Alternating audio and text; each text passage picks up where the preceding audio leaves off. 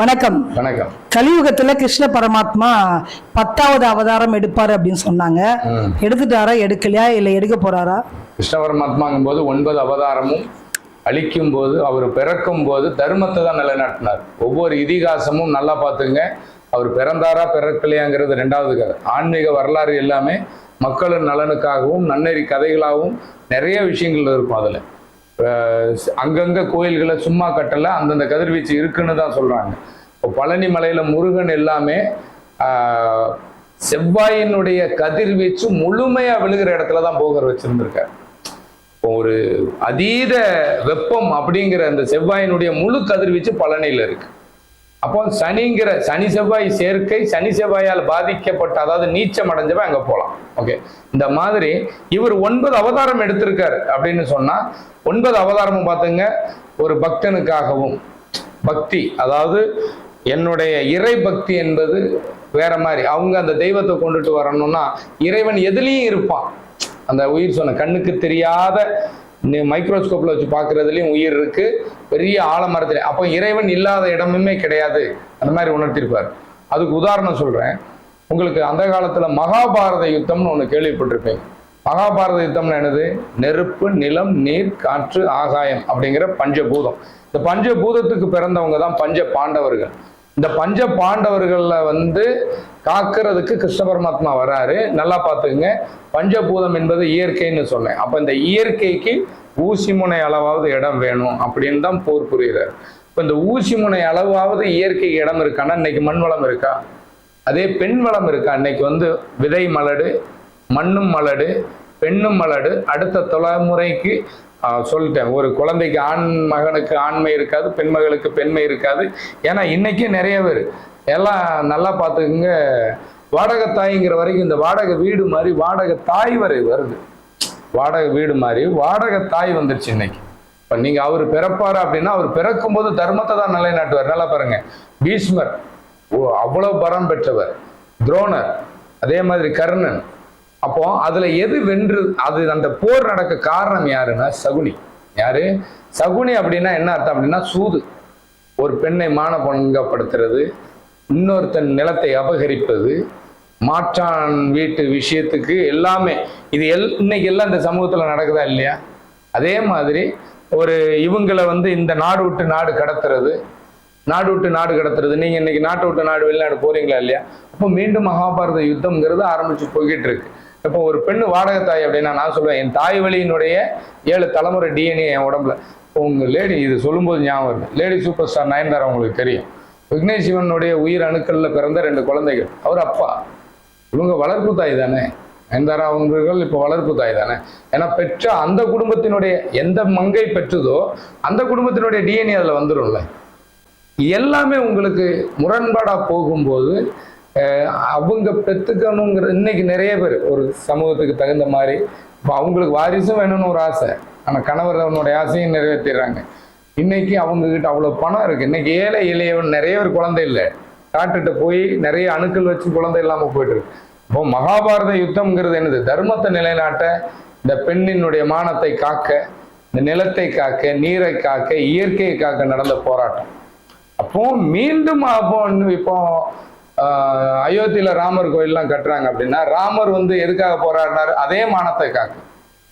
அப்போ எப்பெல்லாம் நான் பூமியில் அவதரிப்பனோ அப்பெல்லாம் தர்மத்தை நிலைநாட்டுவேன் அப்படின்னு சொல்றாரு. அப்போ இயற்கையை சந்திரன்னா உங்களுக்கு பனிச்சரிவு, நிலச்சரிவு, இயற்கை பேரழிவு, சூரியனால கிரகங்களினுடைய கதிர்வீச்சு, இந்த இயற்கை தான் நம்மளுக்கு நோய் நொடியும் கொடுத்து நிறைய உபாதைகளை கொடுத்து நம்மளுடைய அறியாமையினால நம் உடலை அழிக்குதே தவிர, பஞ்ச பாண்டவர்கள்ங்கிறது 5 பேர்னு வச்சுக்குவோம். அவர்களுக்கு பிறந்த குழந்தைங்க சின்ன சின்ன வயசுல பிறந்துடுறான். இந்த பிறந்த குழந்தைங்கிறது ஹைபிரிட் செடி மாதிரி. ஏன்னா அர்ஜுனனை விட அவன் பையன் வலிமையானவன். அதே மாதிரி ஒரிஜினல் விதையை விட ஹைபிரிட் விதை நிறைய காய்க்கும், ஆனா பலன் இல்லை. அர்ஜுனனுக்கு தான் திரும்பி வரும் வித்தை தெரியுமா, அந்த சக்கர வியூகத்துக்குள்ள போய். அப்படின்னா இந்த கலியுகத்துல ஒவ்வொரு கிரகத்தினுடைய தன்மையை தாங்கக்கூடிய சக்தி ஒரிஜினல் விதைக்கு மட்டுமே உண்டாம். அப்போ உன்னுடைய ஹைபிரிட் விதை எல்லாமே விதை இல்லாத பொருள்.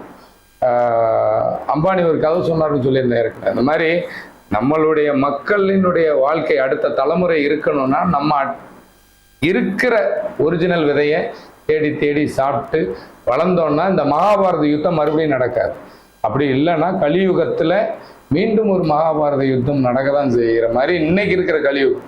ஏன்னா இன்னைக்கு தேவைக்கான காலம் இல்லை, ஆசைக்கான காலம்.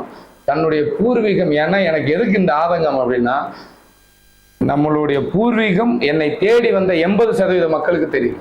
தன் தாய் தந்தை தெரியுது, தாத்தா பாட்டி ஊர் தெரியல. அவங்க எங்க அப்பா அம்மாவை எனக்கு தெரியும், அப்பா அம்மா இறந்துட்டாங்கங்கிறாங்க பேரண்ட்ஸு. நாங்கள் யார்கிட்ட போய் கேட்குறாங்களே தவிர, அதே அவங்க பேர்ல 100 கோடி ரூபாய் சொத்து இருந்தா விட்டுருவாங்களா? டாக்குமெண்ட் அவங்க பேர்ல இருக்குன்னு, அந்த டாக்குமெண்ட் தான் குழந்தை. இன்னைக்கு அந்த டாக்குமெண்ட்டே வேற ஒருத்தங்கிட்ட கையேந்துற, அதுவே வாடகையாயிடுச்சுன்னு சொல்றேன். அதுவே வாடகை, அதுக்கு ட்ரீட்மெண்ட். எங்க கருத்தடை மையம் இருந்த இடம் பூரா இன்னைக்கு கருத்தரிப்பு மையமா இருக்குங்க. பள்ளிகள் இருந்த இடம் பூரா அனாதை விடுதிகள் இருக்குங்க. அதாவது பாதுகாப்பு அரணா இருந்த இடம் பூரா முதியோர் இல்லமா இருக்கு.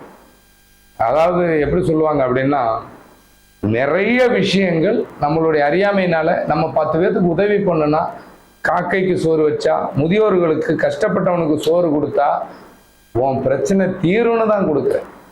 தனி தசை வந்துருச்சு, இது வந்துருச்சு, நான் என் பிரச்சனைக்கு இது கொடுத்தா எனக்கு நல்லது நடக்கும். அதில் உன் சுயநலம் கலந்திருக்கு. உன் சுயநலம் கலந்த பொது நலம் உதவாது, பலன் அளிக்காது. அது உன் கர்மாவை மாற்றாது. நீ மாத்துன்னு நினைக்கிற, ஆல்ரெடி நான் நல்லா இருக்கேனேன்னா அது நல்ல வரக்கேங்கிறது பணத்தை வச்சு சொல்ற. வரக்கூடிய இன்னல்களையும் உனக்கு இல்லைன்னா அடுத்த நிறைய இருக்கு. எங்க அப்பா, எங்க குடும்பத்தில எல்லாம் பாத்தீங்கன்னா வம்சமா ஏதோ இறைவன் புண்ணியத்துல இப்ப எங்க அப்பாவுடைய ஜீன் தானே எனக்கு. அப்போ அந்த அணுக்கள் ஒரு பக்கம் விட்டு போச்சுங்கும் போது அந்த தலைமுறை அழிஞ்சிச்சுல. அப்போ எந்த வழியினுடைய அணுக்கள் கலக்கலையோ அந்த வழி உறவு விட்டுடுது இல்லை. அதனாலதான் சொல்றேன், நிறைய விஷயங்கள் அவங்கவுங்க தேவைக்கு தகுந்த மாதிரி வாழுது. இன்னொருவரை குறை சொல்வதற்காக இதை சொல்லலை. இன்னைக்கு சமூகம் மாறிச்சு அப்படிங்கிறதுனால தன்னுடைய பூர்வீகம், ஒரு குழந்தைக்கு நோய் வந்துருச்சுன்னா நான் போய் பூர்வீகத்துல போய் மிதிக்க சொல்றேன். இப்போ அவங்க குழந்தைக்கு, அந்த வாடகத்தாய் குழந்தைக்கு ஏதோ ஒரு பிரச்சனை அப்படின்னா, தாய் வழி தெய்வம் அப்பா அம்மா தாத்தா பாட்டி பிறந்த ஊர் எப்படி தெரியும்? அந்த மண்ணை மிதிக்காம அந்த அணுக்கள் எப்படி ஆக்டிவேட் ஆகும்? நாளைய வாழ்க்கை கேள்விக்குறி. புரியுதுங்களா? அதான் சொல்லுவாங்கல்ல, வெளிநாட்டினுடைய எந்த ஒரு விலங்கா இருந்தாலும் நமக்கு பார்க்கறதுக்கு நல்லா பார்க்கறதுக்கு வித்தியாசமாகவும் பயங்கரமாகவும் தெரியும். ஆனால் நம் இனத்தை போல அது நார்மலா இருந்தாலும் அதனுடைய வலிமை அதுக்கு இருக்காது. அது மாதிரி நிறைய விஷயங்கள் மாறிடுச்சு. அப்போ நாம நம்ம பூர்வீகத்தை தேடினா மட்டும்தான் நம்மளுடைய வம்சமும் தலைமுறையும் மீண்டும் ஒரு மகாபாரத யுத்தம். ஏன்னா கிருஷ்ண பரமாத்மா வரும்போது இந்த உலகம் அழியுங்கிறாங்க. அப்போ இப்ப ராமர் கோயில் கட்டினதே அவர் 10வது அவதாரம் எடுக்க போறாருங்கிறத உணர்த்துற மாதிரி. ஏன்னா பூமிங்க, நான் கிருஷ்ண பரமாத்மாவை கடல்னு சொல்லுவேன். அப்ப அந்த கடல் வான்மேகமா பெய்து மழையா வருது. நீ வெறும் மழையாக்கி வெள்ளமா வேற காட்டி இருக்காரு. இன்னும் அதீத மழை பெஞ்சாருன்னா கடல் உள்ள வர வேண்டியதில்லை. 5 நாள் விடாம பெஞ்சா போதும் மழை. இப்போ வீடு எங்க இருக்குன்னு தெரியாது. ஏன்னா பூமி அவர் அழிக்க போறதில்லை, இங்க இருக்கிற உயிர்களை தான் அழிக்கணும். ஒரு 5 நாள் 10 நாள் மழை விடாம பெஞ்சிருச்சுன்னா யாரு இருக்கிற இடம் தெரியாது. ஆனா இயற்கை அழியாது. அதனால கலியுகத்துல நீங்க கல்கி பகவான் அவர் பிறந்துட்டாரு அப்படின்னா, அவர் பிறக்கும் போது தர்மம் மட்டுமே நிலைத்திருக்கும், அதர்மம் அழியும். இங்க நிறைய அதர்மம் இருக்கு, அதாவது அறியாமை இருக்கு.